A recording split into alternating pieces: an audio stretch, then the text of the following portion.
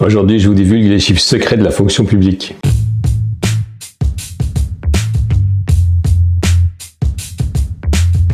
Alors oui, les chiffres secrets de la fonction publique, qu'est-ce que c'est?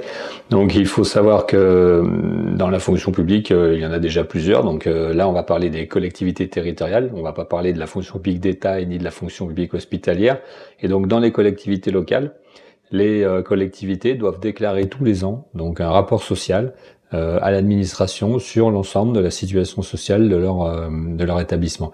Et donc ce rapport, il est consolidé au niveau national et là, on va pouvoir exploiter les statistiques qui ont été faites donc par ce qu'on appelle le RSU et ça a été publié dans un rapport qui a été mis en ligne sur le site de la DGCL et donc je vais vous en donner les meilleurs morceaux. Alors l'avantage grâce à ce genre de rapport, c'est qu'on peut débunker un certain nombre de croyances sur qui sont les fonctionnaires, combien de temps ils travaillent, qu'est-ce qu'ils font, quel est leur statut, parce que souvent on imagine le fonctionnaire que c'est un homme en fait qui a été travailler dans une collectivité pour faire sa carrière là-bas toute sa vie, qui va jamais changer et que à partir de là il va être pépère dans un coin et pas travailler.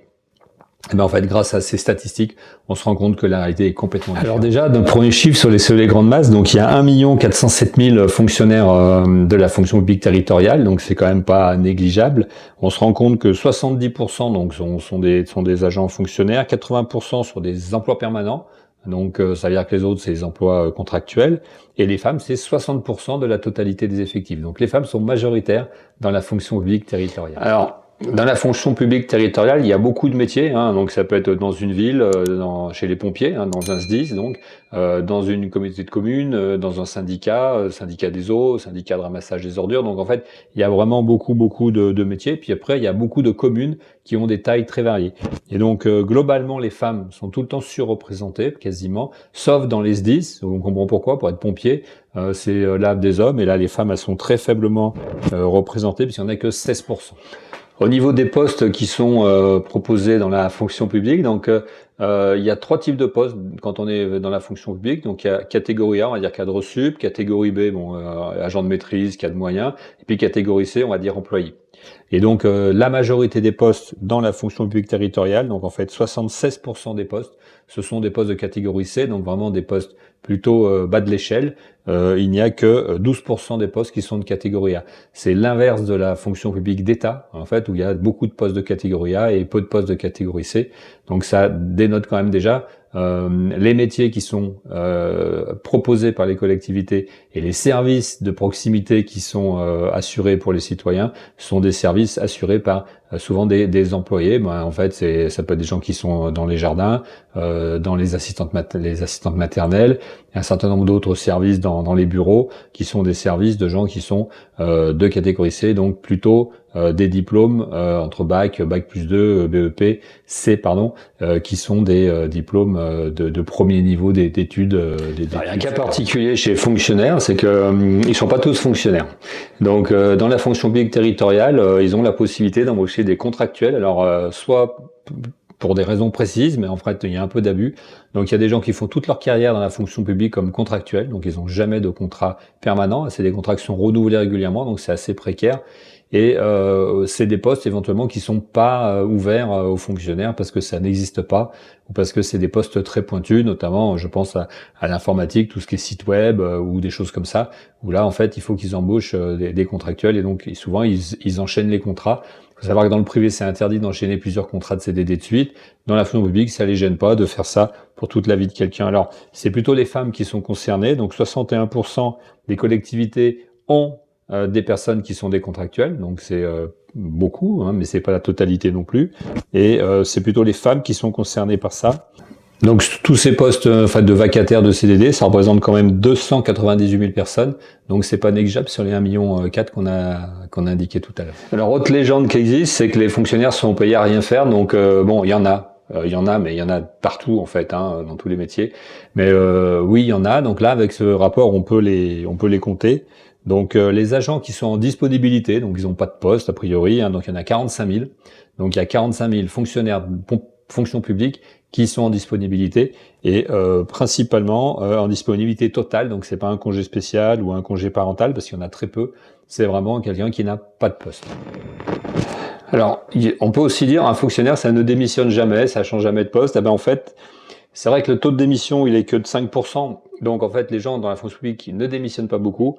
Par contre, en fait, ils changent de collectivité pour 25%. Donc, en fait, dans la fonction publique, vous démissionnez pas, surtout dans la territoriale où il y a beaucoup d'établissements, mais vous allez changer de ville, vous allez changer de service, vous allez changer de collectivité. Et ça, c'est quelque chose qu'ils pratiquent beaucoup. Alors, pour obtenir de l'avancement, ben, ils peuvent négocier en fait un meilleur recrutement là où ils vont aller, mais aussi pour ben, se déplacer vers le lieu où ils souhaitent vivre. Et ça, c'est quelque chose aussi dans la fonction publique qui est très répandu. Toujours dans les légendes, hein, les fonctionnaires font pas beaucoup d'heures, donc 82% sont en 35 heures. 35 heures, c'est le régime normal. Il y a pas mal d'heures supplémentaires qui sont possibles dans la fonction publique à partir du moment où il y a des postes en fait qui nécessitent de travailler H24, 7 jours sur 7. Donc ça, c'est une des particularités de la fonction publique. C'est plutôt des hommes qui font des heures supplémentaires, donc pour 28%. Mais c'est quand même quelque chose qui n'est pas non plus le droit commun.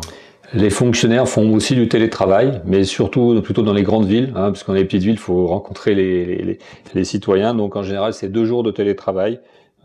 C'est 9% de l'ensemble des agents, donc 9% d'1,4 million qui font du télétravail. C'est pas si répandu que ça. Donc si vous cherchez vraiment un poste de télétravail, ne passez pas de concours ou n'allez pas tenter d'être contractuel dans la fonction publique. Vous avez quand même peu de chances d'avoir un vrai poste de télétravail. Alors, comme l'emploi est garanti, quand on est fonctionnaire, on n'a pas beaucoup de risques de se faire sanctionner. Ben, il y a quand même eu 7400 sanctions qui ont été prises. C'est en 2021, c'est pas négligeable. 25% concernaient des femmes, donc 75% des sanctions concernaient des hommes. Et la plupart du temps, c'était pour des raisons de qualité de service, donc des gens qui font mal leur travail. Donc, ça veut dire qu'on est capable d'évaluer les gens, de juger qu'ils travaillent mal et de leur infliger une sanction. Alors, la sanction, c'est pas un licenciement forcément. Il y a tout un tas d'autres possibilités de sanctionner un fonctionnaire avant d'en arriver là. Mais en tout cas, les sanctions sont prononcées. Cette étude est intéressante à plusieurs titres parce que déjà, toutes ces données, il faut les collecter, ça coûte de l'argent, autant que nous, on puisse en bénéficier en tant que citoyens, les utiliser pour des raisons de transparence de ce que est fait avec notre argent. On voit que finalement, la situation, elle est plutôt normale, en fait, elle est plutôt bien tenue.